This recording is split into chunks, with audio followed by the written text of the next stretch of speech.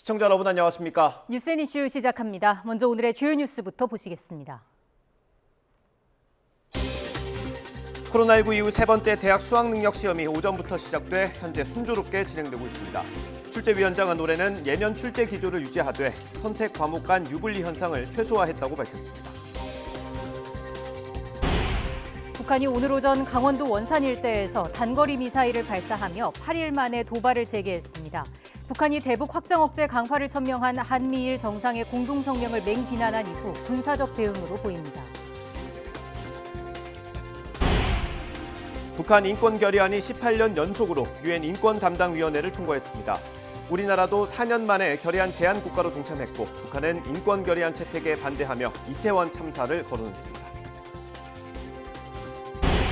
사우디아라비아의 실권자인 무함마드 빈 살만 왕세자가 방한해 윤석열 대통령과 오찬회동에 이어 대기업 총수들과도 만날 예정입니다. 빈 살만 왕세자가 주도하는 초대형 신도시 사업인 네옴시티와 관련해 우리 기업들과 사우디 정부의 투자 협약도 체결되고 있습니다. 미국 캘리포니아주 로스앤젤레스에서 국내 항공사의 여성 승무원이 노숙자가 휘두른 흉기에 찔려 중태에 빠졌습니다. 애틀랜타에서는 60대 한인 여성이 강도가 쏜 총에 맞아 숨져 교민사회가 충격에 빠졌습니다.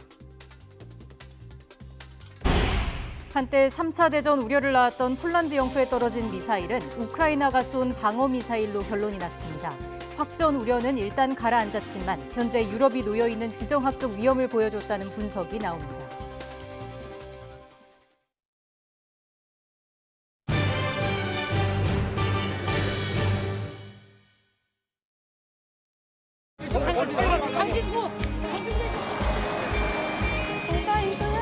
잘 갔다 와.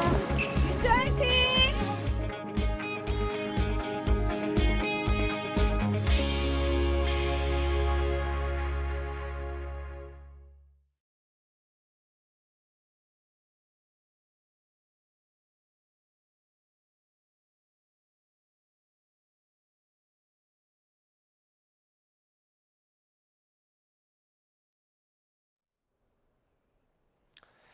네, 오늘 현재 수험생들이 수능을 치르고 있습니다. 1교시를 마친 수험생들은 이제 수학 문제에 집중할 시간입니다. 2교시를 마치고 점심을 먹을 때는 종이 칸막이를 설치해야 한다고 합니다. 자세한 내용 현장에 나가 있는 취재기자 연결해서 알아보겠습니다. 네, 먼저 김다영 기자. 네, 저는 지금 서울 이화외고 앞에 나와 있습니다. 네, 이번엔 부산으로 가보겠습니다. 차상은 기자는 어디 나가 있습니까? 네, 부산 부산진고등학교 시험장 앞에 나와 있습니다. 네, 먼저 김다영 기자 그곳 분위기부터 전해주시죠.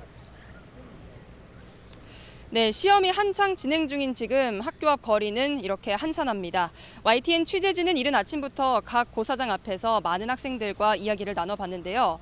학생들은 긴장이 되긴 해도 꿈을 이루고 또 부모님께 효도하기 위해 최선을 다하겠다고 말했습니다. 이야기 직접 들어보시죠. 어릴 때부터 할아버지 보고 간호사 하고 싶었는데 그 꿈을 위해서 준비한 만큼 후회하지 않도록 많이 잘 봤으면 좋겠어요. 긴장보다는 설렘이 앞서고 어머니과 아버지한테 효도하겠다는 마음으로 최선을 다하고 오겠습니다. 수능은 국어와 수학, 영어, 한국사 및 탐구, 제2외국어 순으로 진행됩니다. 1교시 국어 시험은 오전 10시에 종료됐고 10시 반부터는 수학 시험이 진행되고 있습니다. 올해 수학 시험은 지난해와 마찬가지로 문이과 통합체제로 실시됩니다. 공통 과목으로 수학 1, 수학 2를 보고 확률과 통계, 미적분, 기하 중에서 하나를 골라 응시합니다. 확률과 통계를 선택한 응시자가 50%로 가장 많았고 미적분이 43.7%로 뒤를 이었습니다. 올해는 벌써 세 번째 코로나 수능입니다. 재학생 응시자는 고등학교 입학 때부터 시험 직전까지 마스크를 쓰고 생활한 셈인데요. 수능시험 당일인 오늘도 입실 전 체온 측정과 손 소독제 사용은 필수이고 시험장에서는 항상 마스크를 써야 합니다. 시험장은 일반 시험실과 격리자 시험실로 분리돼 코로나19에 확진된 수험생도 응시할 수 있습니다. 또 갑자기 발열이나 기침 같은 증상이 나타나는 경우에도 유증상자 시험장에서 시험을 치를 수 있습니다. 수학시험을 마치면 학생들은 12시 10분부터 50분 동안 점심을 먹습니다. 점심시간에는 지난해와 마찬가지로 종이 칸막이를 책상에 직접 설치해서 자신의 자리에서 먹어야 합니다. 네, 이번엔 부산으로 가보겠습니다. 차상은 기자, 거기도 특별한 상황 없이 잘 치러지고 있죠? 네, 그렇습니다. 이른 아침부터 시험장에 도착한 수험생들 지금은 차분한 분위기 속에서 시험을 치르고 있습니다. 시험장 주변도 다소 혼잡했던 아침 상황과는 달리 지금은 조용하기만 하고요. 기온도 15도가 넘어서며 추위를 느낄 수가 없습니다. 전국에서 50만 8천여 명이 이번 수능 시험에 응시한 가운데 부산에서는 2만 7,600여 명이 시험을 치르고 있습니다. 지난해보다 800명 가까이 줄었는데 학령 인구가 감소하면서 고3 학생 응시자가 1,310명이 줄어든 반면에 검정고시 응시생은 101명, 이미 고등학교를 졸업한 수험생은 413명이 늘었습니다. 수능에서 좋은 점수를 얻어서 대학 입학에 다시 도전하겠다는 수험생이 늘어난 것이라는 분석이 나오고 있습니다. 부산 지역에는 모두 67개 시험장이 마련됐습니다. 코로나19 상황이 계속되고 있는 탓에 격리 중인 수험생은 학교와 병원에 별도로 마련된 시험장 4곳에서 시험을 치르고 있습니다. 시험장을 두고 부산 지역 2곳에서는 희비가 엇갈리고 있습니다. 김해공항이 있는 부산 강서구는 항공기 이착륙에 따른 소음 때문에 올해도 시험장이 설치되지 않았습니다. 이 지역의 수험생들은 다른 지역에서 수능을 치르는 불편을 매번 겪고 있습니다. 이와 반대로 기장군에는 올해 처음으로 시험장 2곳이 설치돼 그동안의 불편이 해소됐습니다. 수험생들이 조용하고 차분한 분위기 속에서 시험을 치를 수 있도록 시험장 주변에는 불법 주정차와 소음을 통제하는 인력이 투입됐습니다. 수험표를 집에 두고 왔거나 길이 막혀서 애를 태우는 수험생들도 속출했는데요. 도움을 요청받은 경찰이 순찰차로 시험장까지 급히 태워주며 무사히 입실할 수 있었습니다. 네, 서울과 부산 수능 시험장 연결해서 상황 알아봤습니다. 김다현, 차상은 기자였습니다. 고생하셨습니다. 네, 다음 소식입니다. 시험 문제를 낸 출제기관은 올해는 선택 과목의 유불리를 최대한 없앴다고 밝혔습니다. 또 난이도를 조절하기 위해서 EBS 체감 연계율도 높였다고 설명했습니다. 취재기자 연결합니다. 장하연 기자. 네, 사회 2부입니다. 네, 올해 출제 경향이 어떻습니까? 네, 2023학년도 수능 출제 검토위원단은 예년 출제 기조를 유지하려 노력했다고 밝혔습니다. 학교에서 얼마나 충실히 학습했는지 평가하기 위해 고등학교 교육과정의 내용과 수준에 맞춰 출제했다는 설명입니다. 박윤봉 출제위원장은 특히 선택 과목 유불리를 최소화할 수 있도록 노력했다고 말했습니다. 쉬운 과목을 택한 응시생이 유리하고 응시생이 특정 과목에 쏠리게 되는 현상이 지적되고 있다면서 여기에 신경 썼다고 밝혔는데요. 하지만 유불리 문제를 완전히 해소하기는 어려운 상황이라고 설명했습니다. 박윤봉 출제위원장 그리고 이규민 평가원장의 말 차례로 들어보겠습니다. 과학탐구하고 사회탐구 영역만 하더라도 약 17개 과목 중에서 2개를 선택할 수 있는 시스템을 가지고 있습니다. 그 말은 결과적으로 수험생들은 약 140여 개의 선택 가능성을 가지고 있다는 거죠. 최대한 과목 간에서의 유불리를 최소화시키자라고 하는 것이 이번 출제에서 중점적으로 고려했던 상황입니다. 다만 지금 저희가 하는 방식은 공통 과목에 응시하는 점수로 활용해서 선택 과목 점수를 조정해서 전체 점수를 산출하고 있는데 이것이 지금 현재 상태에서는 그나마 유불리 문제를 최소화할 수 있는 방안이라고 보고 있습니다. EBS 연계율은 국어와 영어 51.1%, 수학과 한국사, 탐구 영역, 제2외국어와 한문은 모두 50%를 유지했습니다. 지난해와 비슷한 수준인데요. 박 출제위원장은 지난해부터 EBS 연계율 비중이 줄어들면서 이른바 불수능에 큰 영향을 미치지 않았나 판단한다며 체감 연계도를 높이려고 애썼다고 말했습니다. 또 지난해와 같은 출제 오류가 다시 나오지 않기 위해 출제 일수를 이틀 더 연장해 진행했다고 설명했습니다. 네, 그럼 앞으로 일정은 어떻게 됩니까? 네, 현재 수험생 50만 8,030명이 이 전국 84개 시험지구 1,265개 시험장에서 시험을 치르고 있습니다. 어제 0시까지 파악된 확진 수험생은 1,800여 명인데요. 이들은 별도 시험장 110곳으로 분산돼 시험을 치르고 있습니다. 또 병원 시험장 응시자도 3명이 있습니다. 오늘 시험 종료 시간은 5교시 기준으로 오후 5시 45분, 중증 시각장애 수험생 밤 9시 48분입니다. 오늘 본 시험 문제지와 정답지는 장애 수험생들의 시험이 다 끝나고 한국교육과정평가원 홈페이지를 통해 공개됩니다. 또 오늘부터 21일까지 문제와 정답에 대한 이의 신청을 접수하고 논의 기간을 거쳐 29일에 정답이 확정됩니다. 수능 성적표는 다음 달 9일에 배부됩니다. 수능 다음 날인 내일부터 각 대학별 논술 전형이 이어집니다. 수시 모집 합격자는 다음 달 15일 발표하고 정시 모집 원서 접수는 다음 달 29일 시작해 내년 1월 2일 마감합니다. 지금까지 사회 2부에서 YTN 장하영입니다. 북한이 8일 만에 탄도미사일 도발을 재개했습니다. 특히 이번 도발은 최선희 북한 외무상이 대북 확장 억제 강화를 천명한 한미일 정상의 공동성명을 맹비난하며 군사적 대응이 강화될 것이라고 주장한 직후에 이뤄졌습니다. 취재기자 연결해서 자세한 내용 알아보겠습니다. 한현희 기자. 네, 국방부입니다. 네, 북한 이번엔 어떤 미사일을 쐈습니까? 네, 단거리 탄도미사일입니다. 오늘 오전 10시 48분쯤 강원도 원산 일대에서 동해상으로 발사한 건데요. 비행 거리와 고도, 속도 등의 세부 재원은 군 당국이 분석하고 있습니다. 북한의 탄도미사일 도발은 지난 9일 단거리 탄도미사일 한 발을 발사한 이후 8일 만입니다. 특히 이번 도발은 북한 최선희 외무상이 대북 확장 억제 강화를 천명한 한미일 정상의 공동 성명을 비난하는 담화를 낸 지 약 2시간 만에 이뤄진 것이기도 합니다. 최 외무상은 오늘 외무상 승진 이후 첫 담화를 내고 한미일이 확장 억제력 제공을 강화하고 강력한 대응을 거론한 것에 대해 엄중한 경고 입장을 밝힌다고 말했습니다. 또 미국이 동맹국들에 대한 확장 억제력 제공을 강화하거나 한반도에서 군사적 활동들을 강화하면 할수록 그에 정비례해서 자신들의 군사적 대응은 더욱 맹렬해질 것이라고 위협하기도 했는데요. 북한이 최 외무상 담화 직후 탄도미사일을 쏜 것은 안보 위기의 일상화를 통해 한미를 지속적으로 압박하고 군사적 대응과 관련한 주도권을 뺏기지 않겠다는 의도라는 분석입니다. 또 대미 외교를 담당하며 김정은 국무위원장의 의중을 대변해온 최 외무상이 직접 강대강 대응을 언급한 만큼 추후 북한이 미국을 직접 겨냥한 중장거리 미사일 발사 등으로 긴장을 더 고조시킬 것이란 관측도 나옵니다. 지금까지 국방부에서 YTN 한현입니다. 유엔에서 채택된 북한 인권 결의안에 우리나라가 4년 만에 참여했습니다. 이번 결의안에는 서해 공무원 피격 사건과 어민 강제 북송 사건도 포함됐습니다. 북한은 강력하게 반발하며 이태원 참사를 언급했습니다. 워싱턴 권준기 특파원입니다. 유엔 총회 제3위원회에 발의된 북한 인권 결의안에는 코로나19 이후 악화된 북한 인권 상황이 추가로 담겼습니다. 방역을 이유로 국경을 오가는 주민을 총살하는 등 코로나를 통제 강화 수단으로 이용했기 때문입니다. We remind the DPRK that its restrictive COVID-19 measures should be proportionate and should not be used as a tool to further constrain the freedom of its citizens.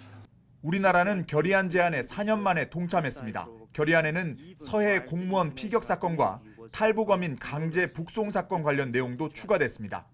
결의안은 표결 없이 만장일치로 채택됐습니다. 하지만 중국과 러시아, 시리아, 니카라과 등은 북한에 대한 내정 간섭이라며 공개적으로 반대 입장을 밝혔습니다. It's an attempt to interfere in the internal affairs of the DPRK under the pretext of human rights, about which China expresses grave concerns. 북한은 결의안이 정치적 책략이라며 되레 남한의 이태원 참사를 걸고 넘어졌습니다. 남한 정부가 안팎의 비난을 피하기 위해 북한 인권 문제를 이용하고 있다는 겁니다. They're having triggered man-made disaster, like the recent unprecedented deaths from suffocation due to poor governance of the national affairs. 우리 정부도 가만히 있지 않았습니다. 이태원 참사로 전 세계가 위로를 전하는 중에도 북한은 미사일 도발을 이어갔다며 북한 대사의 발언이야말로 북한의 인권 경시를 보여준다고 맞받았습니다. The absurd remarks by the DPRK today over the recent tragedy in the Republic of Korea represent its stark disregard for human rights. 북한 인권 결의안은 다음 달 유엔 총회 본회의에 상정될 193개 회원국의 다수결에 붙여질 예정이어서 무난하게 18년 연속 채택이 예상됩니다. 워싱턴에서 YTN 권준기입니다. 지난달 괌에 배치된 미 공군의 B-1B 랜서 전략 폭격기가 주일 미군 기지로 이동해 신속 급유 훈련을 펼친 모습이 공개됐습니다. 미국 인도태평양 사령부는 제37 원정 폭격대 소속 B-1B 랜서가 괌 앤더슨 공군 기지를 출발해 일본 미사와 공군 기지에서 야전 긴급 급유, 핫핏 급유 훈련을 벌였다고 밝혔습니다. 북한이 코로나19 확산을 막기 위해 국경 봉쇄 조처를 하면서 국경 지역의 철조망과 감시 초소를 대폭 늘린 것으로 나타났습니다. 국제인권단체인 휴먼 라이츠 워치는 2019년부터 2022년 4월까지 북한 국경지대 가운데 300km 구간을 촬영한 위성사진을 분석한 결과를 공개했습니다. 사진을 보면 중국 지린성 맞은편의 북한 회령시 인근 국경지대 7.4km 구간은 2019년 철조망이 한 줄이고 감시 초소는 5개였지만 2020년부터 시설을 늘려 2022년 4월에는 감시 초소 169개가 추가로 설치됐습니다. 네, 국회 상황 알아보겠습니다. 국회는 오늘부터 정부 예산안을 세부적으로 심사하는 예산안 조정 소위를 가동합니다. 윤석열 정부 핵심 사업 예산을 두고 여야 대치가 이어지고 있는 가운데 이태원 참사 진상규명을 둘러싼 여야 이견도 여전합니다. 국회 취재기자 연결합니다. 권남기 기자. 네, 국회입니다. 네, 국회는 지금 예산 정국입니다. 오늘은 사업별 예산을 세부 심사해서 최종 예산을 정하는 예산안 조정소위원회가 열린다고요. 네, 그렇습니다. 국회는 오늘 예산안 조정 소위를 열고 639조 원 규모의 내년도 예산안에 대한 세부 심의에 착수했습니다. 여야의 심의 과정은 순탄치 않을 거로 보입니다. 상임위별 심사에서 다수석을 차지한 야당이 윤석열 정부의 핵심 정책 예산을 잇따라 삭감하면서 여야가 대치를 이어왔기 때문입니다. 여당인 국민의힘은 오전 회의에서 예산 칼질을 통한 민주당의 대선 불복이 도를 넘고 있다며 새 정부가 일할 수 있도록 협조해달라고 밝혔습니다. 더불어민주당은 문재인 대통령이 지켜내지 못한 탈청와대 공약을 윤석열 대통령이 이루어낸 것이 아직도 못마땅하고 배가 아픈 모양입니다. 네, 반면 야당은 예산안 심사를 대하는 정부와 여당의 형태가 눈뜨고 못 봐줄 지경이라며 대통령실이 심사도 하기 전에 준예산을 검토하는 등 노력도 없이 다수 야당의 책임을 떠넘기고 있다고 비판했습니다. 대통령실 눈치만 보지 말고 집권 여당답게 야당이 요구하는 민생 예산 대폭 증액과 함께 혈세 낭비성 예산 등의 삭감, 초부자 감세 저지에 동참하길 바랍니다. 오늘 오후엔 어제 경찰국 예산안 상정 여부를 두고 여야 충돌 끝에 파행됐던 행정안전위원회 전체회의가 열립니다. 네, 이태원 참사를 둘러싼 여야 공방도 계속되고 있죠. 네, 그렇습니다. 오늘 4선 이상 민주당 중진 의원들이 김진표 국회의장을 찾아갔습니다. 국정조사 특위 명단 제출을 요청하는 등 관련 절차를 서둘러 진행해달라며 국회의장을 압박한 건데 야당의 이런 요청은 어제에 이어 이틀 연속 이뤄졌습니다. 오늘 국회 행정안전위원회 전체회의에 이상민 행안부 장관과 윤희근 경찰청장이 출석하는 만큼 야당의 책임 추궁은 계속될 전망입니다. 대통령이 없는 동안 아무것도 하지 않고 책임도 지지 않은 장관에게 무슨 고생했다는 말입니까?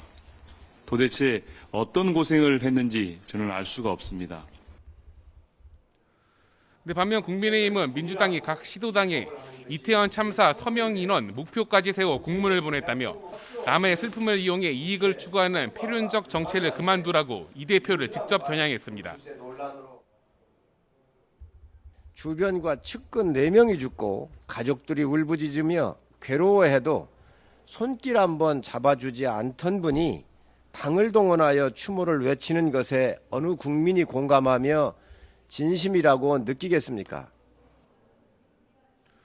이런 가운데 여당은 오늘 문재인 정부 5년의 실정을 점검했다며 국정감사 백서를 발표했고 야당은 윤석열 대통령의 순방 외교를 두고 신냉전의 성봉대가 됐을 뿐이라고 꼬집었습니다.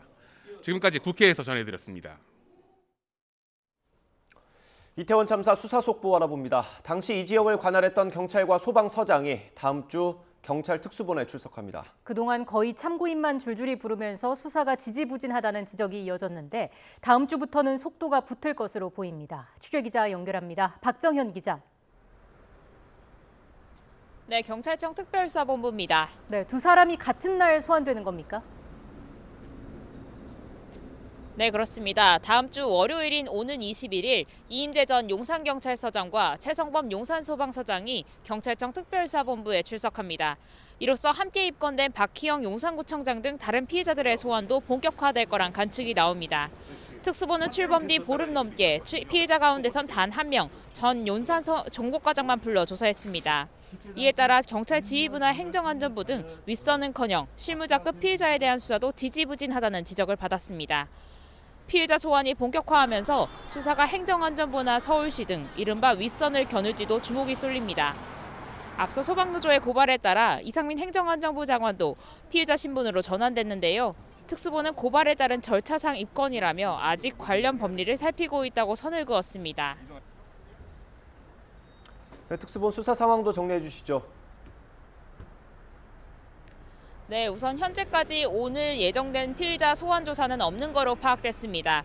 특수본은 서울경찰청과 서울종합방재센터, 용산구청 주차관리과에 대한 참고인 조사를 이어갈 방침입니다. 앞서 어제는 용산경찰서 112 상황실 직원 등을 불러 헬로윈 기간 안전대책 수립 지시와 보고 여부, 상황실의 참사 전후 조치 사항 등을 집중적으로 캐물었고 용산구청, 용산소방서와 이태원역 직원들에 대한 참고인 조사도 진행했습니다. 경찰은 인터넷 매체가 유족 동의 없이 참사 희생자 명단을 공개해 개인정보보호법 위반으로 고발된 건에 대해서도 수사에 들어갔습니다. 오늘 아침 고발인 조사를 진행했는데요. 향후 수사는 이곳 서울청 반부패 공공범죄수사대가 이어갈 방침입니다. 지금까지 경찰청 특별수사본부에서 YTN 박정현입니다. 코로나19 신규 확진자는 전날보다 10,000명 정도가 줄었지만 목요일 기준으로 9주 만에 최다를 기록했습니다. 확진 규모가 커지면서 사망 피해도 50여일 만에 가장 컸습니다. 취재기자 연결합니다. 최명신 기자. 네, 최명신입니다. 네, 코로나19 발생 현황 자세히 정리해 주시죠. 네, 오늘 0시 기준 코로나19 신규 환자는 55,437명입니다. 어제보다 11,000여 명 적습니다. 일주일 전과 비슷하지만 2주 전보다는 8,000명 넘게 늘어 증가세를 유지했습니다. 목요일 발표 기준으로 9주 만에 가장 많은 숫자입니다. 확진자 증감과 통상 2, 3주 시차를 두고 나타나는 위중증 환자와 사망자 추이도 심상치 않습니다. 위중증 환자는 전날보다 소폭 줄긴 했지만 여전히 300명대 후반을 기록했습니다. 코로나19 관련 사망자는 67명 발생해 지난 9월 25일 이후 53일 만에 가장 많았습니다. 위중증 환자 수가 늘어나면서 전국 중환자 병상 가동률도 32.8%로 꾸준한 증가세를 보이고 있습니다. 겨울철 재유행 대비 추가 백신 접종률은 전체 인구 대비 4.1%로 여전히 저조합니다. 특히 고위험군인 60세 이상 접종률은 11.9%에 그치고 있습니다. 이에 따라 정부는 다음 주 월요일부터 4주간을 코로나19 백신 집중 접종 기간으로 정하고 접종률 제고에 역량을 집중하기로 했습니다. 이를 위해 오는 21일부터는 따로 예약 없이도 코로나19 2가 계량 백신을 접종할 수 있습니다. 지금까지 사회부에서 YTN 최명신입니다. احنا صار عندنا حالة إدمان نفطية في المملكة العربية السعودية من قبل الجميع، هذه خطيرة وهذه اللي عطلت تنمية قطاعات كثيرة جدا في السنوات الماضية.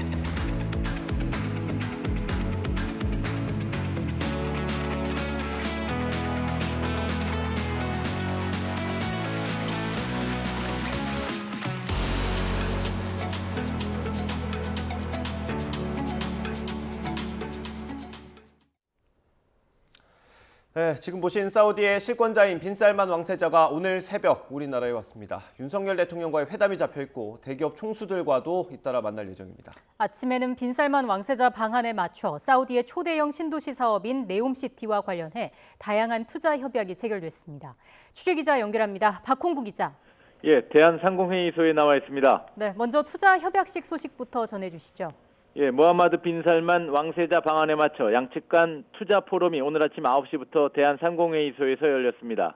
오늘 포럼은 우리 측 산업통상자원부와 사우디 투자부가 공동 주최하는 행사로 양측 장관을 비롯해 경제계 인사 300여 명이 참석했습니다. 이 자리에서 한국 기업들은 사우디 정부와 기관 등은 다양한 산업 분야에 걸쳐 총 25건의 계약과 양해각서를 체결했습니다. 특히 사우디의 초대형 신도시 건설 계획인 네옴시티 추진과 관련해 한국전력과 삼성물산 등 5개 기업은 청정 원료인 그린수소와 암모니아 생산 공장 프로젝트에 MOU를 체결했습니다. 현대로템은 2조 5천억 원 규모의 네옴철도 건설 협력을 약속했고 롯데정밀화학과 대우건설, 효성중공업 등도 에너지와 화학, 건설 분야 등에서 협력하기로 했습니다. 이와 함께 오늘 행사에서는 국내 단일 외국인 투자로는 최대 규모인 S-오일의 샤힌 프로젝트 건설과 관련한 협약이 이루어졌습니다. S-오일의 대주주인 아람코가 7조 원을 들여 울산에 석유화학 시설을 추진하는 초대형 사업으로 이번 빈살만 왕세자 방안에 맞춰 투자를 공식화했습니다. 이 같은 내용을 바탕으로 윤석열 대통령은 오늘 낮 빈살만 왕세자를 만나 국가 간 협력 방안을 논의하고 있습니다. 이어 오찬도 함께하며 네옴시티와 원전, 방위산업 등 관심 분야에 대해 격이 없는 대화를 이어갈 것으로 보입니다. 네, 빈살만 왕세자는 오늘 새벽에 입국했죠. 그런데 보안이 좀 철저했다고요? 예, 빈살만 왕세자는 오늘 새벽 0시 30분쯤 서울공항을 통해 입국했습니다. 애초 오늘 아침 입국이 예상됐으나 일정을 앞당긴 것입니다. 지난 2019년 이후 3년여 만의 방한입니다. 공항에서는 한덕수 국무총리가 영접했으나 취재 접근이 안 돼 현장은 언론에 공개되지 않았습니다. 숙소인 서울 소공동 롯데호텔에도 입구에 가림막이 설치되는 등 철저한 보안이 이루어졌습니다. 빈살만 왕세자는 오후에는 이재용 삼성전자 회장과 최태원 SK 회장, 정의선 현대차그룹 회장, 김동관 한화솔루션 부회장 등을 서울 소공동 롯데호텔에서 만날 예정입니다. 여기에는 두산그룹 박정원 회장과 CJ그룹 이재현 회장, 정기선 현대중공업그룹 사장 등도 동석할 것으로 알려졌습니다. 이 자리에서는 청정 에너지 개발과 스마트 도시 건설을 위한 한국 기업들의 참여 방안 등이 광범위하게 논의될 것으로 보입니다. 지금까지 대한상의에서 YTN 박홍구입니다.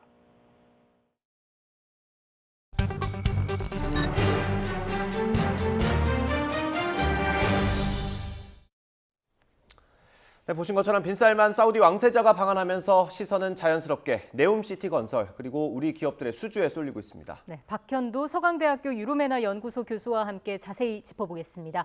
화상으로 연결돼 있습니다. 교수님 나와 계시죠? 네, 안녕하십니까. 네, 빈살만 왕세자 겸 총리라고 부르고 있습니다. 사우디의 실권자 그리고 미스터 에브리띵으로도 불립니다. 일단 이 사우디의 정치 체제를 잘 이해를 해야 왜 이렇게 떠들썩한지 알 수 있을 것 같은데요. 간단히 설명을 좀 해주시겠습니까? 네, 사우디아라비아는 보통 우리가 알고 있는 그 왕정국은 왕은 군림을 하되 통치를 하지 않는 건데요. 사우디아라비아는 왕이 군림과 통치를 함께하는 곳입니다. 그렇다면 보통 왕세자가 이렇게 많은 권한을 가질 수는 없는 건데 사실은 지금 현재 부왕인 아버지인 그 살만 국왕이 나이가 굉장히 많으세요. 그래서 실질적으로 사우디아라비아를 2017년에 왕세자 자리에 오른 빈살만 왕세자가 사우디를 실질적으로 통치하고 있다고 보시면 되겠습니다. 예. 명실공히 사우디아라비아의 국가 지도자입니다. 사실 빈살만 왕세자 이야기가 나올 때마다 거론이 되는 게 그의 재산이 아닐까 싶은데 85년생이더라고요. 우리 나이로 38살. 대체 재산이 얼마나 많은 건지 그리고 어떻게 이걸 축적했는지도 궁금합니다. 사실은 그 개인 재산이라기보다는 개인 재산도 있겠습니다만은 왕가가 가진 거를 그 통제를 하고 있기 때문에 그걸 다 그 개인 재산으로 사실은 보기는 어려운데요. 왕가가 재산을 이제 왕세자가 통제를 하고 있기 때문에 아마 총 그 금액 정도는 2조 달러 정도가 되지 않을까 추산하고 있습니다. 2조 달러면 우리 돈으로 거의 2,400 환율로 잡는다면 2,800조 원 정도가 되겠죠. 어마어마한 액수입니다. 그렇군요. 그 사우디의 최고 권력자입니다. 우리나라에 왔고요. 아마 시선이 당연히 초대형 프로젝트인 네옴시티에 쏠리고 있는데 네옴시티가 사막의 친환경 도시를 구축하는 거 아니겠습니까? 간단하게 이 사업이 어떤 사업인지 좀 소개를 해주실까요? 네, 사우디아라비아의 북부 쪽이에요. 요르단과의 국경 그 근처에 이 타북이라는 지역이 있거든요. 그쪽 지역에 아주 그 좋은 땅을 마련을 해서요. 홍해하고 연해 있고요. 여기에 스마트 도시를 짓겠다는 겁니다. 그래서 이 네옴이라는 말은 이게 그 네오라는 그리스어하고요. 네. 새롭다는 거하고 미래라는 뜻의 아랍어를 합쳐서 네옴이라고 부르고 있는 거고요. 여기에는 세 가지가 들어갑니다. 주거를 할 수 있는 그 긴 직선 도시인 더 라인이 있고요. 예. 그리고 홍해 바다에 산업단지를 띄운 옥사곤이 있고, 그리고 이 산악지역, 그쪽이 산악지역이거든요. 그 눈도 내리고 하기 때문에 그 산악관광단지라고 우리가 얘기하는 트로제나, 이렇게 이 세 가지의 시설을 넣어서 완벽하게 이 스마트 도시로 만들겠다라는 겁니다. 어마어마한 사업이죠. 이게 규모도 상당한 것 같더라고요. 그렇죠. 이 크기만 해도 더 라인 이쪽만 해도 서울에서 44배 이상은 되고요. 예. 그리고 이 거주민만 해도 더 라인이 약 200만 명을 입주를 할 수 있는 도시라고 얘기를 하고 있거든요. 근데 사실 이 더 라인이라는 도시를 보면은 기존의 도시하고 완전히 달라요. 기존의 도시는 펼쳐져 있다면은 이거는 폭 200m 안으로 도시를 압축시켰습니다. 그리고 높이가 500m인 빌딩을 옆으로 벽처럼 지어서 태양광을 반사를 하는 시설을 해놓고요. 그리고 총 길이는 170km가 돼요. 그러니까 서울에서 강변거리 정도가 됩니다. 그래서 이 안에 200만 명의 주민이 살고 모든 거를 5분 안에 걸어 다닐 수 있고, 도시에서 도시 끝까지는 20분 안에 고속철도를 연결하는, 사실은 이게 완성이 된다면 인류사의 어마어마한 그 혁명적인 사건이거든요. 그만큼 어렵기 때문에 된다면 어마어마한 성공이고, 그래서 많은 부분에서는 과연 이게 가능할 것인가라는 회의적인 시각이 있는 것도 사실입니다. 너무나 엄청난 그 계획이기 때문에 그렇죠. 어마어마한 사업이니까 돈도 많이 듭니다. 지금 예상하고 있는 돈이 660조 정도더라고요. 도시 하나 새로 만드는 거니까 필요한 게 한둘이 아니겠죠. 그래서 우리 기업들이 또 우리 정부가 주목하고 있는데, 먼저 오늘 윤석열 대통령을 만나기로 돼 있습니다. 우리 정부가 요청할 부분이 있을까요? 우리는 사우디아라비아를 새로운 조약의 발판으로 삼고 싶어하는 마음이 굉장히 강해요. 1973년에 우리가 오일 쇼크가 났었을 때 오일 쇼크를 헤쳐나갈 수 있었던 가장 중요한 이유 중에 하나가 1973년에 우리가 처음으로 사우디아라비아의 건설 현장에 진출합니다. 4만 기업이 진출을 하는데요.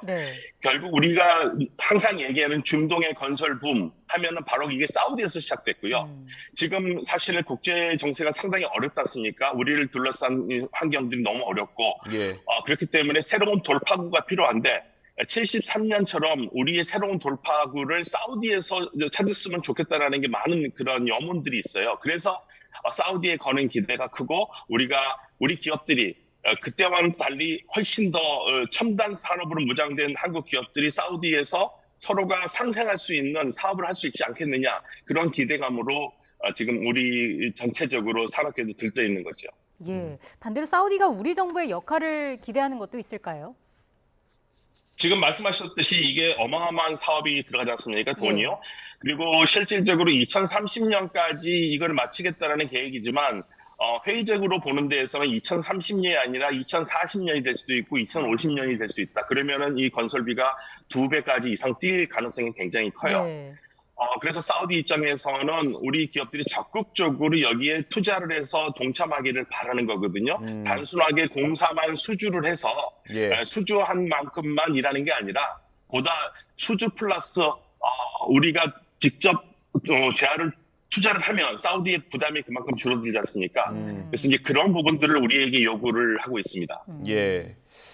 오늘 오후에는 대기업 총수들과 만나는 일정이 있습니다. 아마도 우리 기업들은 사업 수주를 좀 원하고 있을 텐데 제2의 중동 붐 얘기가 나올 정도긴 합니다. 이 파급 효과가 얼마나 있겠습니까? 사실 가늠할 수 없을 정도로 굉장히 큽니다. 우리가 신재생 에너지로 들어가야 되는 상황들인데요. 사우디아라비아가 세계에서 석유가 매장량이 가장 많을 뿐 아니라 이 태양열이 좋지 않습니까? 그러니까 우리는 전 국토를 태양열판을 다 깔아도 우리가 원하는 전기를 쓸 수가 없어요. 근데 사우디에서는 워낙 태양열이 좋기 때문에 여기서 진정한 의미에서 그린 수소를 개발할 수가 있고, 그러니까 우리의 새로운 재생에너지의 메카가 될 수 있는 곳이 사우디아라비아이기 때문에 특히 이 신재생 에너지와 관련된 수소라든지 태양열이라든지 이러한 사업 기반을 가지고 있는 우리 기업들이 사우디에 기대하는 바가 굉장히 큰 상황입니다. 예. 근데 앞서 말씀해 주신 것처럼 사우디도 우리 기업들의 투자를 기대를 할 것으로 보이는데 우리 기업들도 그만큼 좀 고민이 있지 않겠습니까? 그렇죠. 좋은 점만 말씀을 드리면 굉장히 희망적인데 여전히 네옴시티의 계획에 대해서 부정적인 의견을 가지고 있는 기업인들도 적지 않습니다. 전 세계적으로 보면은요. 특히 이 네옴시티를 처음으로 사우디아라비아가 오바마 미국 대통령과 트럼프 대통령에게 설명했을 때도 미국 측 반응이 그렇게 좋지가 않았어요. 그래서 과연 이게 성공할 것이냐라는 회의적인 시각들이 많이 있었고 미국 행정부에서도 주춤주춤거리고 있는 상황이었고 이때 이제 똑같은 문제를 제기할 수밖에 없는 거죠. 그래서 우리 기업들이 만약에 투자를 한다면 얼만큼 투자를 할 수 있을 것인가. 그냥 단순히 공사만 수주하고 나오는 것은 사우디가 원하지 않기 때문에 그런 부분에서 우리 기업들의 고민이 있고요. 또 하나는 미국과 사우디 관계가 사실 지금 약간 삐걱거리지 않습니까?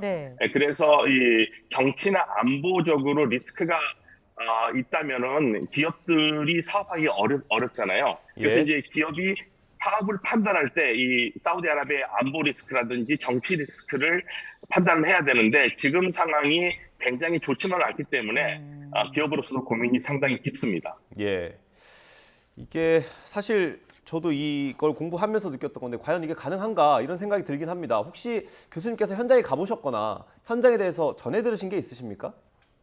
네, 가보지는 못했는데요. 사실은 사우디아라비아 그쪽 지역이 다른 사우디아라비아 지역과 달리 환경이 좋은 점은 분명히 있어요. 그렇기 때문에 우리가 사우디아라비아에서 눈이 내린다 하면은 이해가 안 가지 않습니까? 근데 그쪽에서는 눈이 내리고 그래서 2029년 동계 아시안 게임도 개최지로 선정이 됐습니다.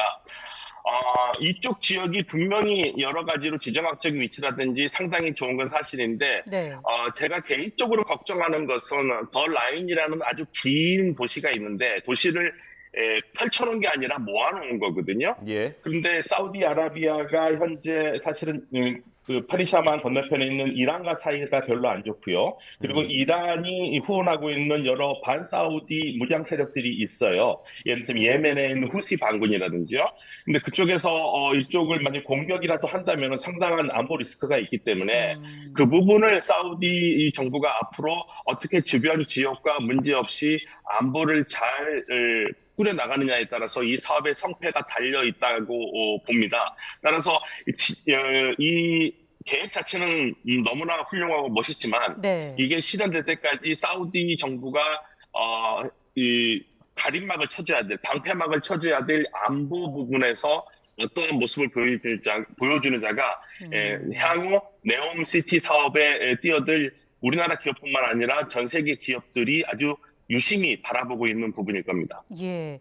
마지막으로요. 물론 실제 참여가 또 우리의 참여가 이루어진다면 그리고 성공을 한다면 우리 경제에도 큰 기회가 되겠습니다만은 말씀하신 것처럼 변수도 있고요. 예측하기가 좀 모르겠습니다. 어렵겠습니다만은 그 실제 성공 가능성은 확률로 따지면 어느 정도로 평가를 좀 하실까요?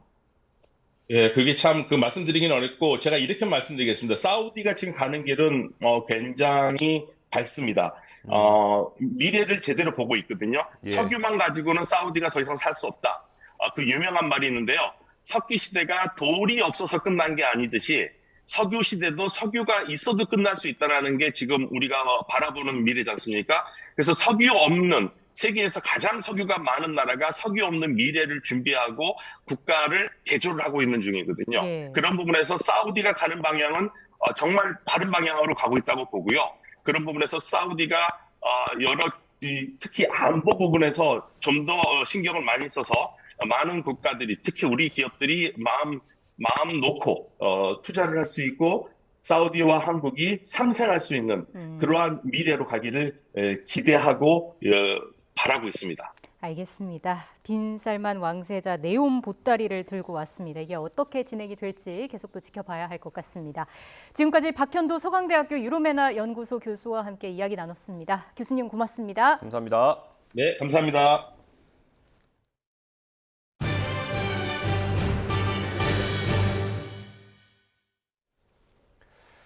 국내 항공사 여승무원이 미국 LA에서 노숙자가 휘두른 흉기에 크게 다쳤습니다. 애틀란타에서는 60대 한인 여성이 강도가 쏜 총에 맞아 숨졌습니다. 류재복 기자의 보도입니다. 저녁 시간 미국 로스앤젤레스의 대형 쇼핑몰. 들것에 실린 여성 환자가 황급히 응급 차량으로 옮겨집니다. 노숙자의 공격을 받아 다친 국내 항공사 승무원입니다. 인천에서 LA까지 비행을 마치고 복귀를 기다리던 승무원은 쇼핑몰을 찾았다가 변을 당했습니다. 노숙자는 아무 이유 없이 다짜고짜 승무원을 공격했습니다. Thankfully, some good Samaritans again came to her aid, rescued her, pulled her inside a nearby pharmacy and closed the gate in an effort to ensure that the attack would not continue.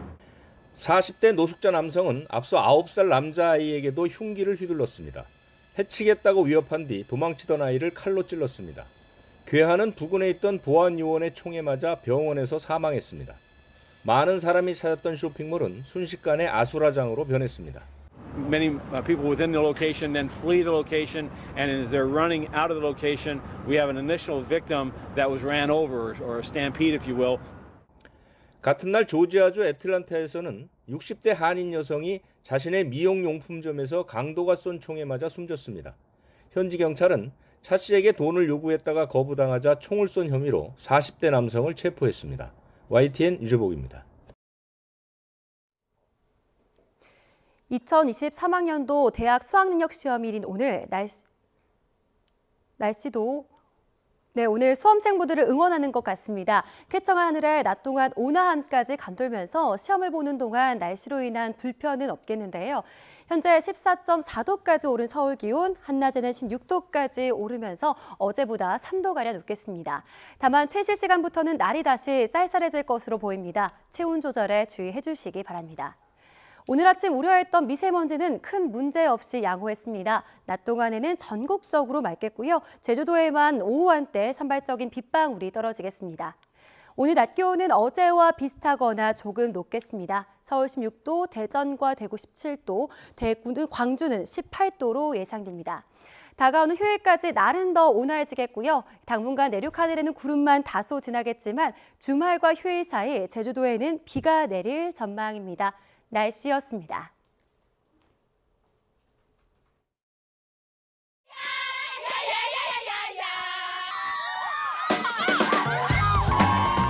각 고사장은 응원 나온 선후배들의 함성 소리로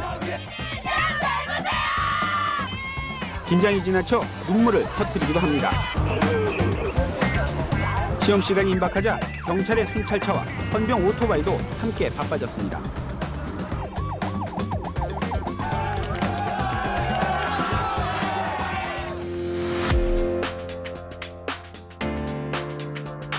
단순 암기식의 공부나 쪽집게 과외가 더 이상 효과가 없다는 가능성을 보여줬다고 할 수 있습니다. 처음 시험 볼 때 기존에 했던 학력고사와 너무 달랐기 때문에 당황스러웠어요, 사실은. 네. 어떤 친구들은 좋았다는 친구도 있었고 어떤 친구들은 망했다는 친구도 있었고. 언어 영역의 시험이라고 하는 것은 거의 지금 생각하면 일종의 지능검사 형태였고 수리 영역이라고 하는 건 뭐였었는가 하면 예를 들면 3, 6, 9 하면 보통 고담이 12가 들어가잖아요. 3씩 차이가 나니까 그때 10이 들어갈 자리를 가려놓고 뭐냐. 그러니까 논리적으로 추리하는 그런 능력이었습니다. 대학 수학능력 시험이 실제로 고등학교 교육과정 운영의 정상화와 과외 수업의 병폐를 감소시키는데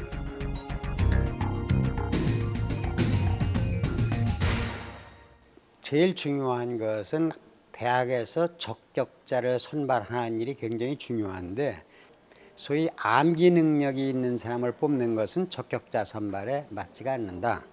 그러니까 암기 위주의 교육과 암기 능력 있는 사람을 뽑는 시험 제도를 바꾸는 게 필요하다. 그것이 첫 번째였습니다. 300점 이상이면 서울대 지원이, 또 연고대 상위권 학과도. 지방 소재 국립대학은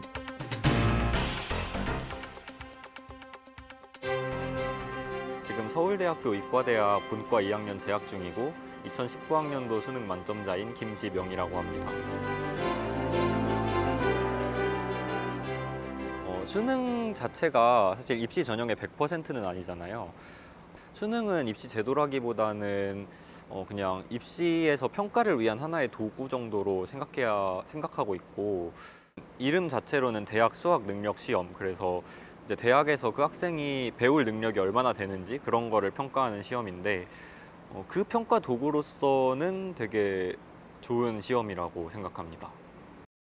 처음부터 만들었을 때부터 그렇고 지금도 여전히 그 정신은 남아있는데, 수능은 최소 전형을 위한 하나의 자료로서 쓰는 것이지 그것 가지고 당락을 결정해서는 안 된다. 그 생각을 가지고 있는 거죠.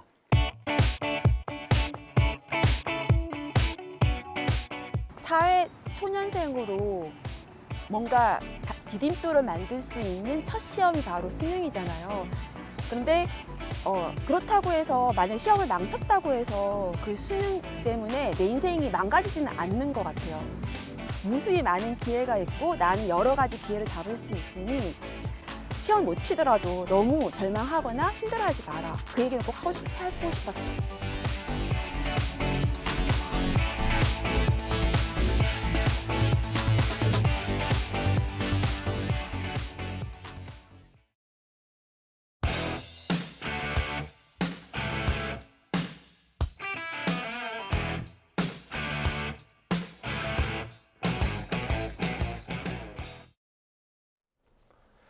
오늘의 정치권 이슈 짚어보겠습니다. 정미경 국민의힘 전 최고위원, 신경민 전 더불어민주당 의원 두 분 나오셨습니다. 어서 오십시오. 네, 안녕하세요. 안녕하십니까. 오늘은 먼저 어제 있었던 행안위 현안 질의를 짚어보겠습니다. 초기 대응 실패로 좀 비판이 많았던 이임재 전 용산경찰서장 그리고 유미진 전 서울경찰청 인사교육과장이 증인으로 나왔습니다. 보고가 늦었다, 보고를 받지 못했다, 이런 해명, 설명이 있었는데 사실 이게 참사 이후에 진상조사를 하는 게 좀 많이 허탈하고 좀 허무한 감도 없잖아 있더라고요. 어떻게 보셨어요? 사전 준비가 안 된 것은 지금 여러 가지 증언을 통해서 확인이 된 거죠. 근데 이제 제일 아쉬웠던 대목은 112 신고를 받고도 그게 6시 반 전후 시간에 받고도 한 서너 시간 동안 아무 상황 전환이 없었고 판단을 해서 바꿔줘야 되는데요. 네. 그리고 이 제복을 입고 안전을 책임지는 조직, 그게 가령 군이건 경찰이건 간에 그 소방이건 간에 일단 상황이 이상하다라는 보고를 받으면은 이것을 전후 상하 좌우로 전파해서 상황을 바꾸는 게, 판단을 바꾸는 것이 굉장히 중요합니다. 네. 그건 조직 생활을 한 사흘이라도 해본 사람은 다 아는 겁니다. 대부분의 남자들이 군대를 가가지고 이걸 배우거든요.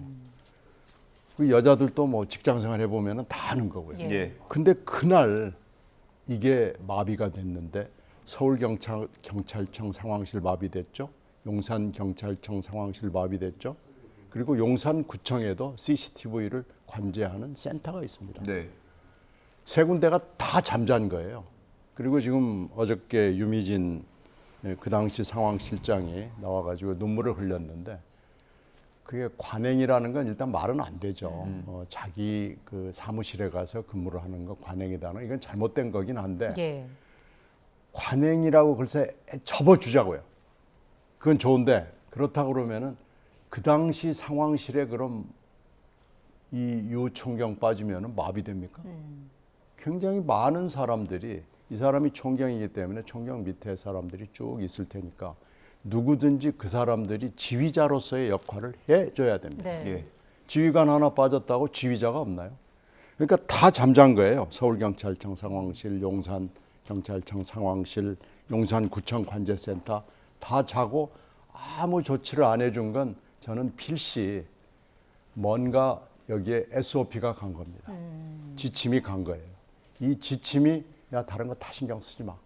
뭐 이런 지침이 간 거예요. 다른 거 신경 쓸 필요 하나도 없어. 지금 이것이 이번 사건의 사실은 핵심적 질문입니다. 네. 그러니까 어저께 그 질문이 안 나왔어요. 그리고 지금 그 유미진 이분만 당신 상황실장으로 자기 사무실에 있으면 되는 거야? 그러니까 울고 뭐 어쩌고 저쩌고 끝났는데 사실 핵심 질문은 어떻게 해서 이 상황실이라고 하는 것이 도처에 있는데 다 눈 감고 귀 막고 비명이 들려오고 절규가 들려오고 함성이 들려오는데 아무도 안 하고 가만히 눈 감고 귀 막고 입 막고 앉아만 있었느냐. 그것도 한두 시간이 아니고 4시간 정도로.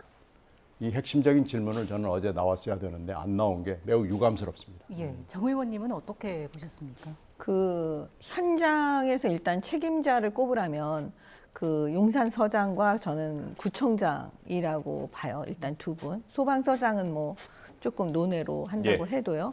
그러면 기본적으로 이 두 분은 전전긍긍해야 돼요. 며칠 전부터.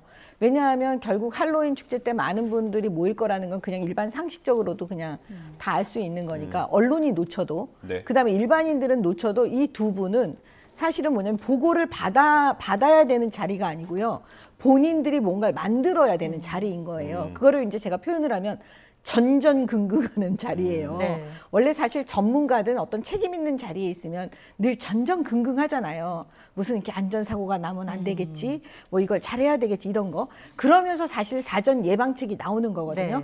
사실 그 사전 예방책을 만들어내지 못한 이 두 분 어제 나와서 보고받지 못했다. 그 한마디로 저는 이미 대답이 나왔다고 보거든요. 그러면 두 분은 적어도 형사적 책임을 저는 피하지 못할 거다. 일단 그렇게 보고 있습니다. 이제 그 뒤로 그 윗선에 대해서 뭐 예를 들어서 서울경찰청이라든지 그 다음에 이제 112 그 부분도 저는 그분이 그 112 신고센터라는 거는 사실 어떻게 보면 가장 핵심적인 그 어떻게 보면 방패막이가 될 수도 있는 지역이잖아요. 현장 책임자 다음으로는요. 전체 상황실을 통제하는 거니까요. 그러면 이분도 똑같은 뭐 나 관행이었다 이렇게 얘기하는데 이분도 형사적 책임을 벗어나기 좀 어려워 보여요. 그러면 이제 그게 이제 어느 정도 규명이 되고 나면 그 윗선으로 올라가는 겁니다. 그러면 그 윗선일 때 과연 법적인 책임을 물을 것인지 그건 더 희박해지겠죠. 제가 볼 때는. 그러면 그 다음에 이제 물을 수 있는 게 뭐냐면 그 정치적 책임을 과연 이제 물을 수 있느냐 이런 부분이에요. 그거는 사실은 이제 그 스스로가 결정할 수 있는 부분이기 때문에 그거를 뭐 희생양을 우리가 만든다는 그런 방식으로 저는 가면 그거는 좀 안 좋을 것 같고 본인들 스스로 뭔가 거치에 대한 결정을 하는 게 낫다. 이렇게 보고 있고 그 다시 한번 말씀드리면 노르망디 그 상륙 작전 때 이런 얘기가 있었대요.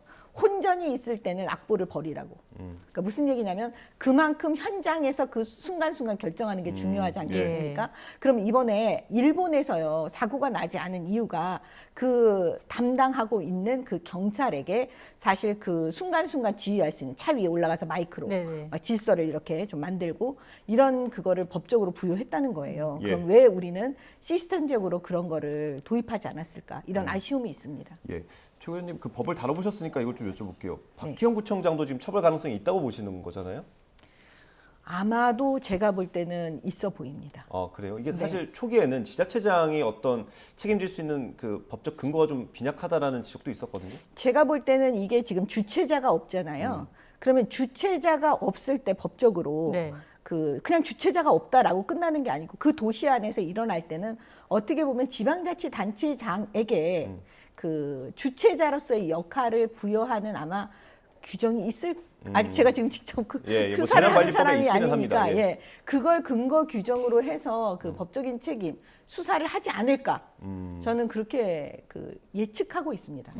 제가 한 말씀만 보태면요. 지역구 의원을 하다가 보면 지역에서 제일 많이 나오는 민원 중에 하나가 우리 골목에 CCTV 달아달라는 겁니다. 그래서 사실은 여러 군데에서 그런 예산을 가지고 있는 데가 굉장히 많습니다. 행정안전부도 가지고 있고 시청도 가지고 있고 그러거든요. 거기서 예산을 지역구 의원은 박박 긁어가지고 그 요구를 들어주려고 노력을 하는데 물론 다 못 따라주죠. 그러니까 이제 우선순위를 하고 그것을 다뤄주는데 이걸 컨트롤하는 데가 구청과 용산경찰서와 서울청입니다. 네. 그래서 서울청 같은 데는 가보면은요. 우리가 주소를 대잖아요. 그럼 바로 그 골목으로 바로 들어가요. CCTV가 들어가서 아 당신 차가 지금 불법 주차하고 있네요. 이 차가 당신 차 아닙니까? 하고 딱 얘기 나오고요. 요즘 CCTV 새로 나온 CCTV는 양방향이 됩니다. 화상도도 엄청 높아졌고요. 예. 그리고 구청이나 경찰청에서 거기다가 오디오로 지시를 할 수도 있습니다. 당신 차 지금 불법 주차됐으니까 끌어가겠습니다.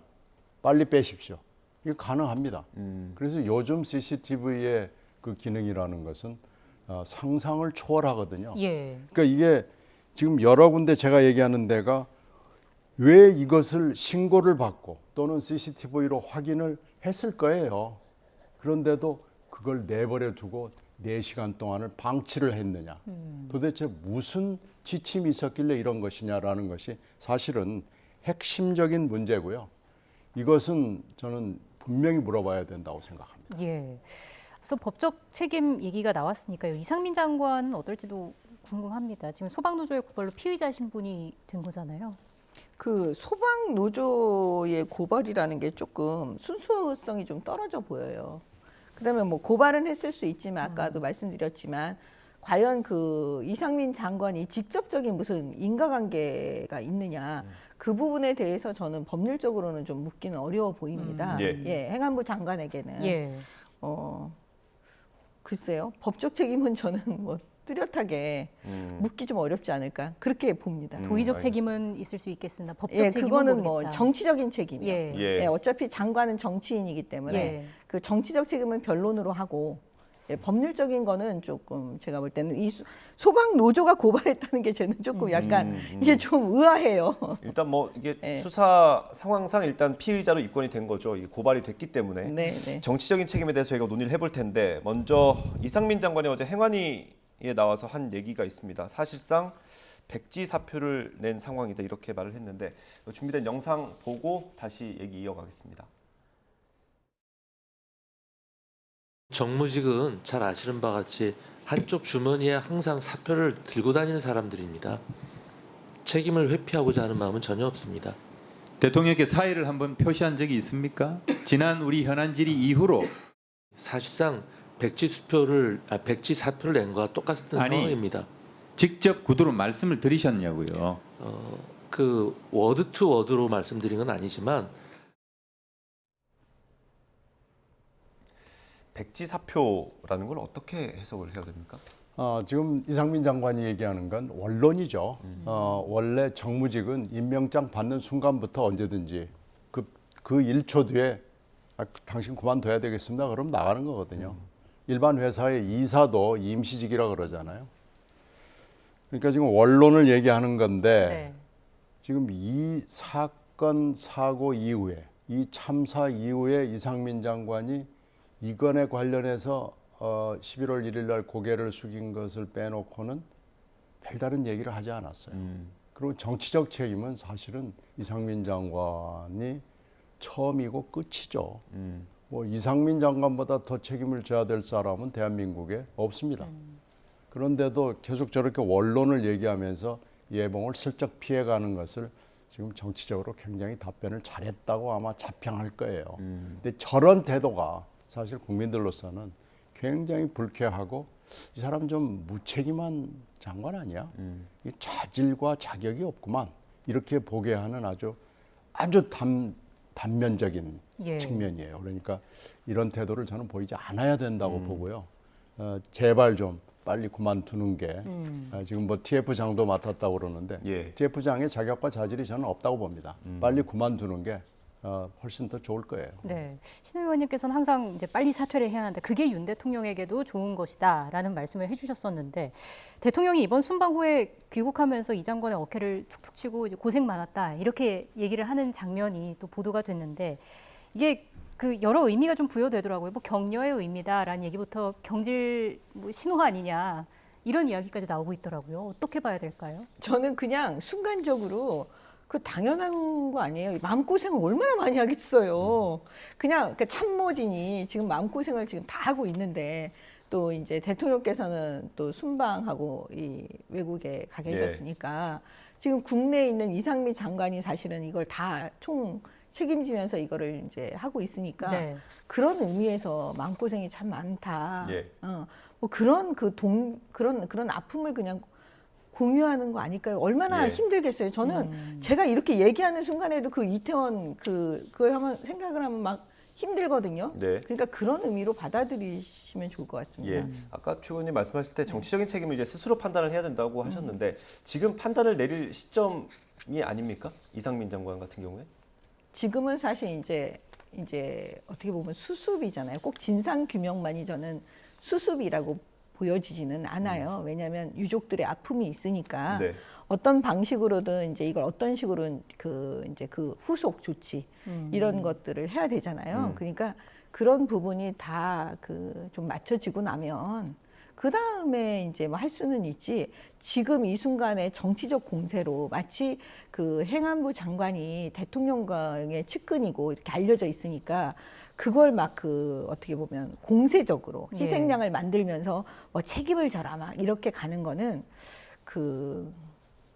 뭐라 그럴까요? 저는 좀 바뀌었으면 좋겠습니다. 그런 부분은 이제 좀 더 성숙한 좀 분위기로 그 책임을 지는 모습을 좀 보여주게 해주셔야 되는 것도 맞다. 이렇게 봐요. 또 궁금한 게 연말에 개각할 것이다 이런 이야기도 좀 들리는 것 같더라고요. 그러니까 이제 총체적으로 저는 이제 아마 고민이 많으실 거예요. 대통령도. 그리고 행안부 장관도 저는 본인은 아마 그만두고 싶은 마음이 되게 많을 것 같아요. 그러니까 이제 여러 가지 상황을 봐서 조금 그거는 시간이 조금 지나면 답이 나오지 않을까. 그렇게 생각하고 있습니다. 이렇게 버티는 것처럼 이제 야당이 보기에는 비치기 때문에 해임 건의안 얘기가 조금씩 나오기 시작하는 것 같거든요. 정치적으로 봤을 때 시점이 어떻습니까? 충분히 논의하고 얘기할 만한 사안이긴 해요. 근데 그보다는 본인이 그만두는 게 제일 좋고 아니면은 연말에 약간의 대폭 개각 뭐 이런 거 한번 카드로 생각해 볼 만한 시간인 것 같아요. 충분한 그런 조건이 갖춰졌고요. 이상민 장관의 경우에는 11월 30일 일보부터 시작을 해가지고 지금까지 너무나 많은 에러를 했습니다. 이렇게 에러를 많이 내고도 자리를 버티고 뭐 대통령 툭툭 고생 많았지. 이거 자체가 국민들 눈 보기에 눈높이에 맞지 않습니다. 그러니까 이건 빨리 결정을 하는 것이 여러 가지 측면에서 낫습니다. 그럼 그런 것들을 다 지켜본 이후에 해임 건의안이 추진될 그렇죠. 가능성이 지금 뭐 있는 거죠. 12월까지는 어차피 국회가 항상 열려 있을 테니까요. 이건 언제든지 할 수 있거든요. 지금 국정조사 같은 경우는 민주당을 포함한 야 3당이 다음 주죠. 24일 날 이제 본회의 의결을 하겠다라고 못 박아놨는데 일단 국회의장이 움직여야 되지 않습니까? 그렇죠. 아무래도 합의가 현재로 봐서는 난망한 상황이기 때문에 이 정도 되고 지금 여당 혼자만 반대를 하는 거고 국민 여론도 뒷받침이 된다고 판단이 되면은 국회의장도 어쩔 수 없을 거래요. 이건 어차피 여론전이고요. 그리고 이미 국회에 다수가 찬성을 하는 것이기 때문에 저는 그렇게 질질 끌고 고민할 이유는 별로 없다고 봅니다. 여당에서는 조금의 여지도 없는 건가요? 어떻습니까? 이제 기본 방침은 일단은 이제 수사랑 이런 책임, 뭐 진상 규명 이런 게 좀 나오고 나서 부족한 게 있으면 국정조사를 이제 해야겠죠. 근데 뭐 지금부터 국정조사를 해서 제가 볼 때는 결국은 이재명 대표의 방탄으로 이거를 또 이용하고 있는 것이 아닌지 이렇게 보고 있어요. 자꾸 시선을 다른 데로 돌리려고 하고. 그다음에 국정조사라는 게 지금까지 봤을 때 생산적인 경우가 거의 없었기 때문에 또 이제 이걸 가지고 또 새로운 정쟁을 만들면서 또 이제 윤석열 정부의 공격용으로 삼을 거라는 게 이제 사실 너무 뻔히 보이기 때문에 그러지 말자. 좀 수사한 거 보고 얘기합시다. 지금 이렇게 하는 거니까요. 그럼에도 불구하고 민주당이 지금 뭐 다수당이기 때문에 국정조사를 뭐 강제로 막 그냥 하면 홀로 그다음에 여당의 동의 없이 여태까지 또 그렇게 했고요. 검수완박 법안처럼 그렇게 한다고 하면 그걸 어떻게 누가 말리겠어요. 뭐 그렇게 해야지. 그렇지만 공부는 되게 많이 해야겠죠. 이모 교수를 막 이모라고 하는 그 수준으로 국정조사를 한다면 뭐 그거는 역풍이 불어날 게 뻔하니까 제가 볼 때는 준비도 열심히 하셔야 되는데 여야가 합의해서 하는 게 맞겠죠. 합의를 하려면 어떤 합의할 수 있는 어떤 주고받는 뭔가가 있어야 될 텐데 그게 예산안이 될 수도 있을까요? 뭐 그렇게 예상들을 하시는 분들이 있는데 저는 예산은 예산이고 이 국조는 국조고 이재명 수사는 수사고 이건 아마 각각의 바퀴로 굴러가는 따로의 이슈라고 생각합니다. 예. 이재명 수사로 국조를 덮거나 국조로 이재명 수사를 덮거나 이런 건 저는 불가능하다고 봅니다. 그리고 예산은 지금 예산 전국이 별로 좋지는 않죠. 예. 그래서 12월 내내 예산 가지고 아마 여러 가지 치고받고가 있을 거고 그걸 교환을 하고요. 결국 12월 내내 아마 예산 가지고 싸우게 될 거기 때문에 예. 이 세 개의 바퀴는 각각 굴러가는 세발자전거가 될 거다라고 생각합니다. 따로따로 봐야 한다 말씀해 주셨습니다. 행안위 현안 질의에 앞서서 내년 경찰국 예산을 놓고 여야가 충돌하면서 한때 파행을 빚기도 했습니다. 관련된 영상 준비했는데요. 잠깐 보고 오겠습니다. 한로제 인태 때 행사 처리 잘했던 거를 경찰 조직의 인사권을 지휘한다는 명목하에 들쑤셔놔서 청장이 제대로 권한 행사를 못하고 조직 내부가 서로 융합되지 못하고 서로 파벌로 만들고 이래서 이번 이태원 참사에 하나의 단초가 되지 않았습니까? 이런 차원에서 어떻게 우리가 경찰국 예산을 승인할 수 있겠습니까? 경찰국 예산 전액 삭감? 이거는 감정에 찬 예산 갑질입니다. 저는 이런 야당 처음 봅니다. 정말 치졸하다 못해 비루합니다. 그 감정을 그대로 상임위 예산소에 갖고 와가지고 예산 폭거를 저지른 겁니다. 국정 발목 잡기죠.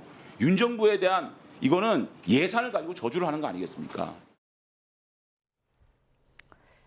보신 것처럼 충돌이 좀 있었고요. 결국 경찰국 그 자체에 대한 여야의 입장차 때문이 아니었을까 싶어요.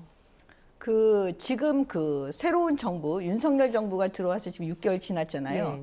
네. 정부가 제출한 법안에 대해서 한 건도 지금 통과시켜 주지를 않고 있어요. 그러니까 정권 교체는 됐는데 사실은 정권 교체가 안 된 거예요. 아무것도 할 수가 없는 거예요. 국회에서 민주당이 지금 저렇게 나오니까 저는 예산도 뭐 뻔히 불보듯 뻔해요. 법안도 안 해주는데 뭐 예산 해주겠습니까? 아마 끝까지 예산 다 이제 정부가 제출한 건 다 깎고 본인들이 원하는 것만 다 증액해가지고 그렇게 할 거기 때문에 이거 합의를 못 볼 거거든요. 예. 그러면 나중에 이제 정부 예산 원안으로 가게 되면 또 민주당이 그것도 부결해 버리겠죠. 뭐 이런 지금 일들이 계속 벌어지는데 예. 저는 이번 건도 계속 국민들께서 민주당의 횡포로 만약에 느껴지신다면 이 다수당에 그래서 정부의 발목을 완전히 완벽하게 잡는다라고 느껴지신다면 그게 총선에서 반드시 심판하실 거다.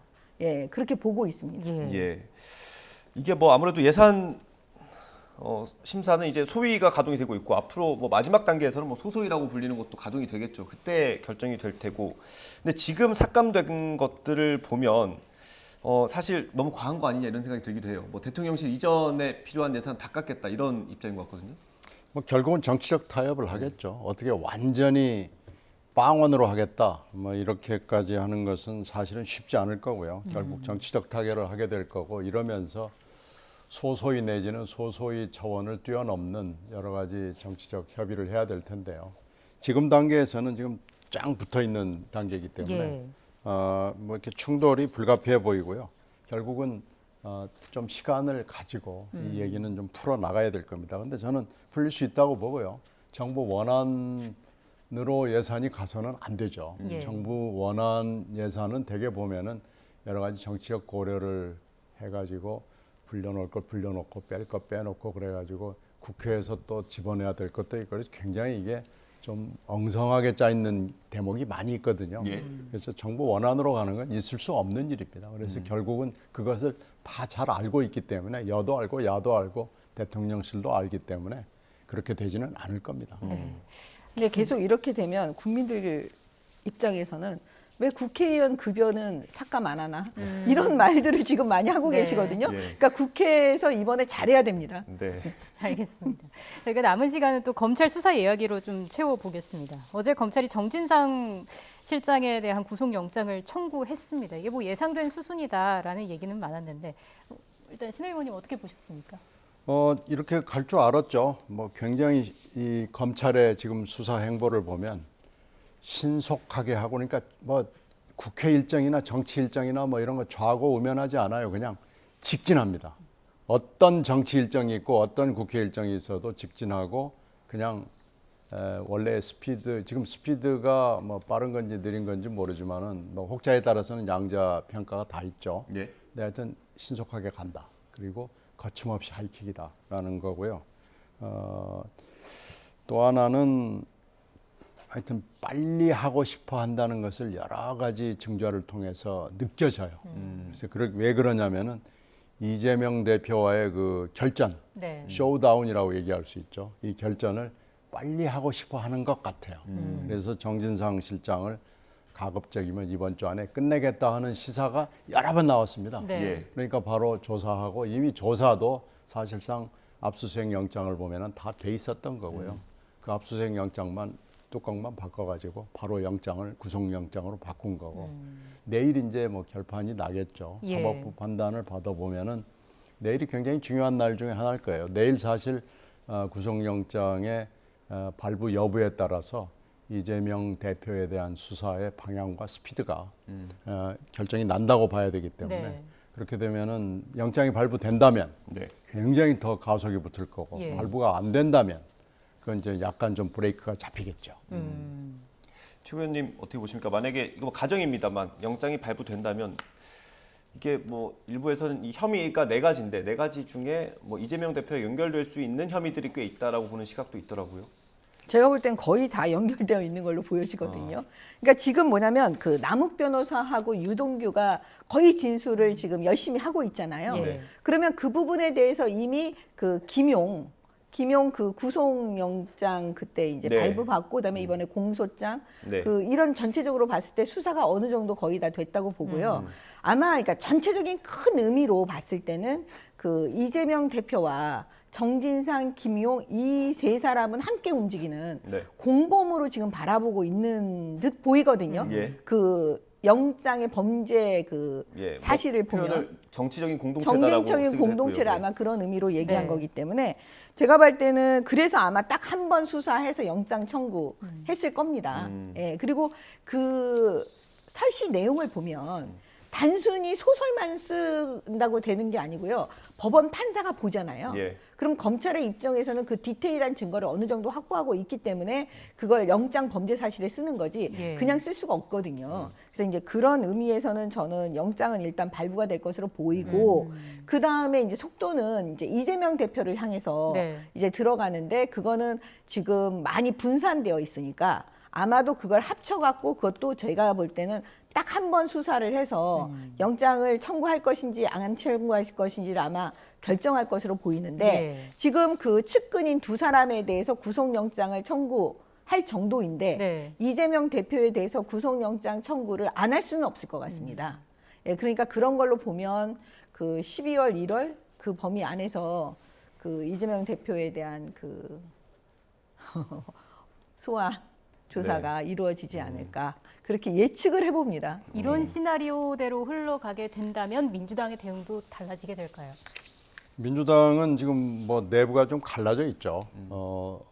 최근에 있었던 의총에 보면은 몇 분, 뭐 박찬대 최고랄지 정청래 최고랄지 김의겸 의원이랄지 이런 분들이 굉장히 장황하게 설명을 했다고 그래요. 근데 이거에 대해서 다 경청하는 분위기는 아니었다고 그래요. 그 왜 그런 얘기를 의총장에서 이렇게 장황하게 되풀이해서 하느냐라는 반발이 있었다고 하기 때문에 민주당 내부는 지금 갈라져 있습니다. 그러니까 한 20명 정도의 이재명 보호파, 방어파, 쉴드파라고 얘기할 수 있는 의원이 있고 나머지 150명 정도는 소극 내지는 관망파가 주류 다수라고 봐야죠. 그래서 이 갈등이 지금 지난번 의총에서 조금 불거져 나왔거든요. 예. 그러니까 이것이 이제 앞으로 나오는 구속 여부, 그러니까 내일이죠. 네. 내일 구속 여부, 그리고 거기서 다시 추가적으로 나오는 혐의, 증거 뭐 이런 것들의 영향을 받아서 결국은 민주당 내부가 어떻게 정리가 될 것이냐 하는 것은 앞으로 달려 있습니다. 그런데 네. 최근의 의총으로 봐서는 일단 갈라지기 시작했다는 게 외부로 분출되기 시작했다, 이렇게 진단할 수 있습니다. 예, 알겠습니다. 일단 내일 열리는 실질 심사 결과부터 좀 봐야겠습니다. 두 분 말씀 여기서 마무리하겠습니다. 정미경 국민의힘 전 최고위원, 신경민 전 더불어민주당 의원이었습니다. 고맙습니다. 감사합니다.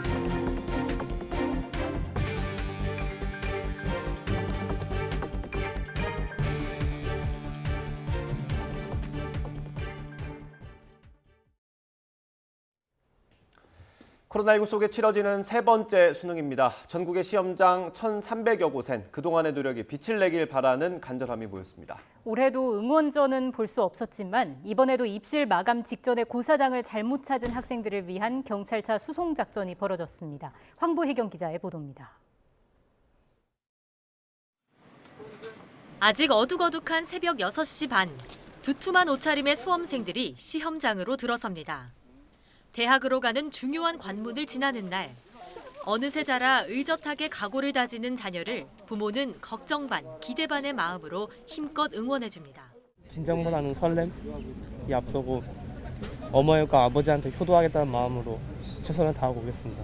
실수하지 않고 최선을 다해서 치기를 바래. 화이팅! 코로나19 속 세 번째로 맞이한 수능. 지난해와 달리 확진자들도 병원이 아닌 별도로 마련된 시험장을 찾아 시험을 치렀습니다. 앞에만 나오세요. 입시 마감 10분 전, 고사장을 잘못 찾은 수험생을 태운 경찰차가 전속력으로 달려가고 가까스로 도착한 수험생들은 교문이 닫힐세라 황급히 뛰어갑니다. 드디어 닫힌 교문. 부모도 교사도 떨리는 마음에 시험장 앞을 한동안 떠나지 못합니다. 긴장하지 말고 처음 했던 대로 지금 끝까지 잘 볼 수 있도록 한 부모로서 응원하고 싶습니다. 얘들아, 그동안 갈고 닦은 실력 유감없이 잘 발휘하고 와. 자, 앉아! 친구 화이팅! 모두 50만여 명이 응시한 올해 수능.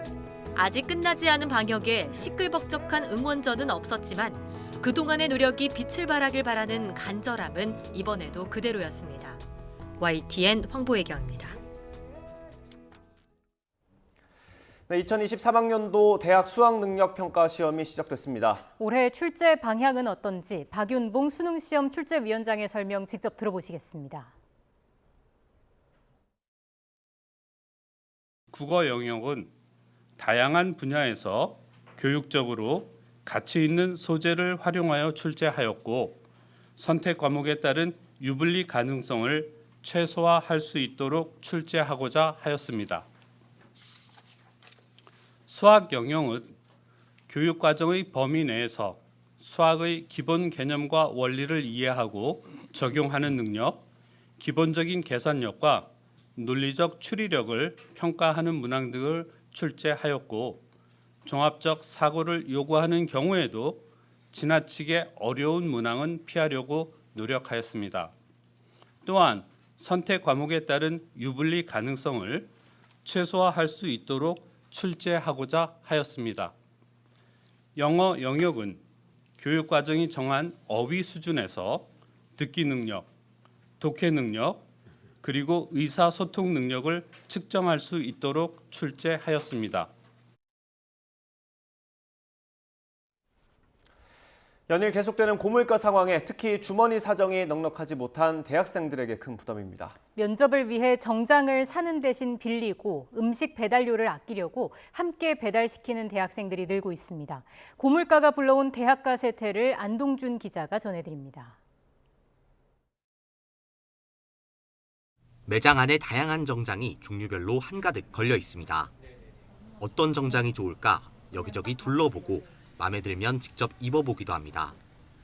이곳은 정장을 빌릴 수 있는 대여점입니다. 비싼 정장을 저렴한 가격에 빌릴 수 있어 취업을 앞둔 대학생들에게 인기가 좋습니다. 고물가로 주머니 사정이 팍팍해진 대학생들에게 정장 구매는 부담스러운 데다 1년에 몇 번 입지 않는 정장을 사는 것보다는 빌리는 게 낫다는 생각 때문입니다. 대학생들이 사기에 좀 부담스럽잖아요. 그래서 좀 이런 서비스가 있는 게 가족적으로나 아니면 취업에 있어서 실질적으로 도움이 많이 되는 것 같습니다. 특히 하반기 채용이 본격화하면서 정장 대여점에는 취업 준비생들의 발길이 끊이지 않고 있습니다. 이 매장은 지난 10월 매주 평균 이용객이 250여 명에 달했습니다. 저도 이제 힘들 때 겪었던 일들을 생각해서 정장 대여점을 시작을 했고요. 지금은 청년들 모두가 편하게 그리고 조금 더 저렴하게 정장을 대여할 수 있도록 운영하고 있습니다. 전공서적이나 자격증 교재를 구매할 때도 새 책을 사기보단 중고로 거래하는 대학생들이 늘고 있습니다. 교재를 한 번 보는데 그치지 않고 다시 중고로 판매해 최대한 아끼기 위해서입니다. 신품과 거의 다름없는 상태의 책을 구할 수 있고 또 가격은 거의 정가의 절반 정도 이하로 구할 수 있어서 좀 학생들에게 경제적인 부담이 덜한 것 같습니다. 대학교 기숙사에는 배달비가 들지 않도록 배달 음식을 함께 시키는 애플리케이션이 인기입니다. 여러 명이 주문하다 보니 배달 최소 금액도 없고 사실상 구내식당보다도 저렴하게 이용할 수 있습니다. 배달비 생각 안 해도 된다는 게 가장 큰 것 같긴 해요. 학교 주변 자체가 다 고물가라서 학교 학식이라고 해서 뭐 딱히 싼 것도 아니고 해가지고 대학생들에게 낮은 금리로 등록금과 생활비를 빌려주는 학자금 대출의 연체금도 늘고 있습니다. 씀씀이를 눈에 띄게 줄이는데도 대출금을 갚지 못한 상황. 우리 대학생들 앞에 놓인 엄혹한 현실입니다. YTN 안동준입니다. 북한이 8일 만에 탄도미사일 도발을 재개했습니다. 합동참모본부는 오늘 오전 10시 50분쯤 북한이 강원도 원산 일대에서 동해상으로 발사한 단거리 탄도미사일 한 발을 포착했다고 밝혔습니다. 군은 미사일의 비행 거리와 고도, 속도 등 세부 재원을 분석하고 있습니다. 이번 도발은 지난 9일 평안남도 숙천에서 동해상으로 단거리 탄도미사일 한 발을 발사한 지 8일 만입니다. 국회가 고고도 함대공 요격 미사일 SM-3 도입을 위해서 예산 100억 원을 책정한 걸로 확인됐습니다. YTN이 확보한 국회 예산결산특별위원회 예산안 조정소위 심사 자료에 따르면 예결위는 SM-3급 해상탄도탄 요격 유도탄 사업에 100억 원을 신규 책정했습니다. 예결위는 SM-3급 해상탄도탄 요격 유도탄 도입 소요를 긴급 소요로 전환하고 내년 사업 착수를 위해 신규 반영이 필요하다고 설명했습니다.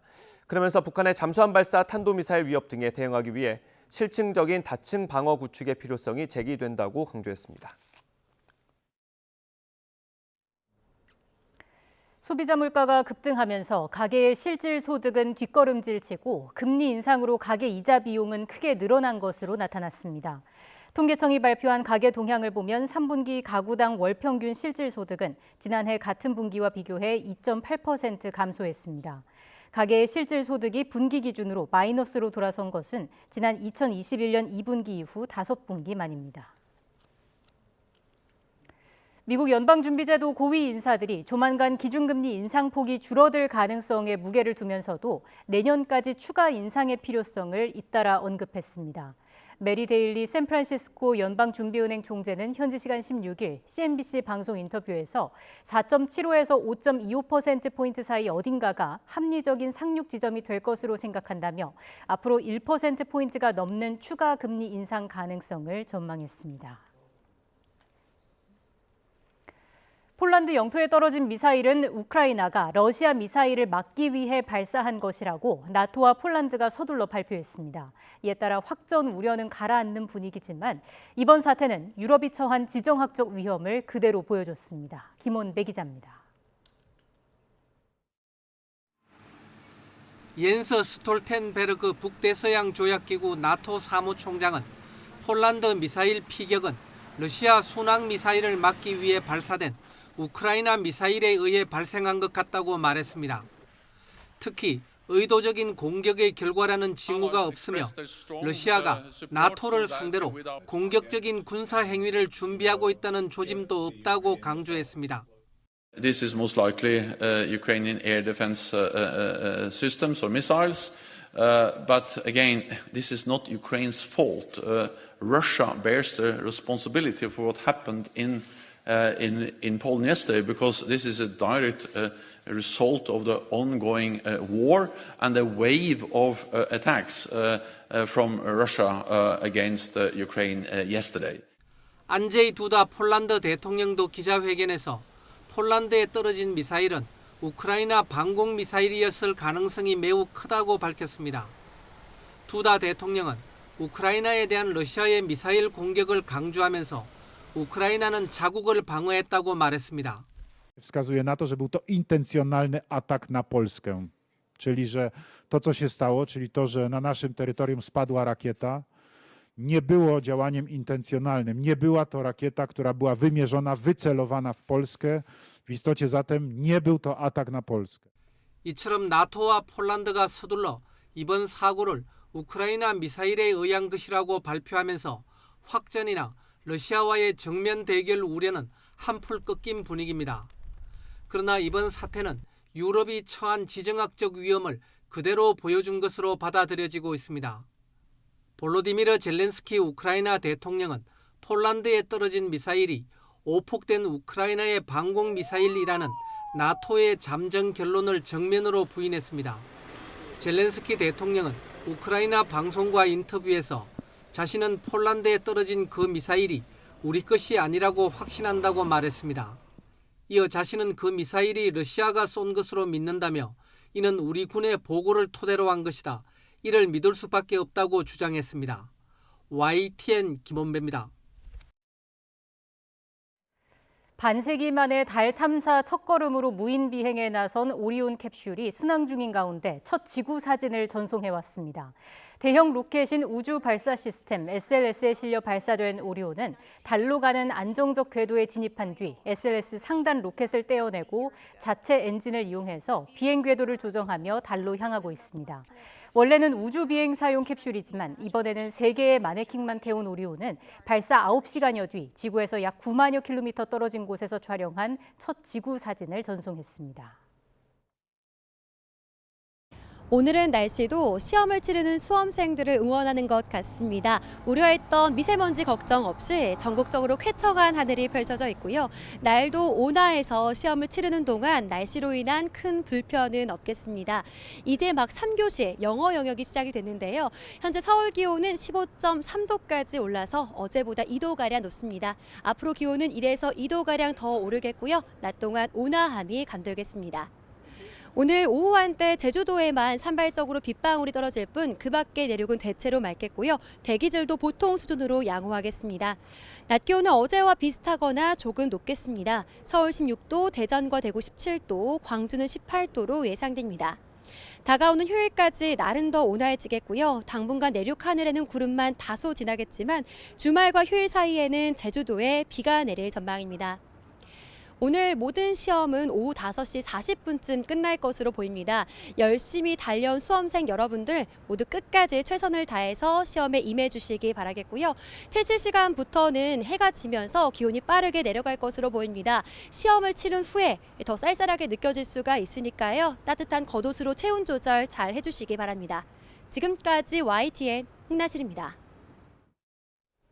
이상으로 뉴스 앤 이슈 마치겠습니다. 잠시 뒤에 더 뉴스가 방송됩니다. 시청해주신 여러분 고맙습니다.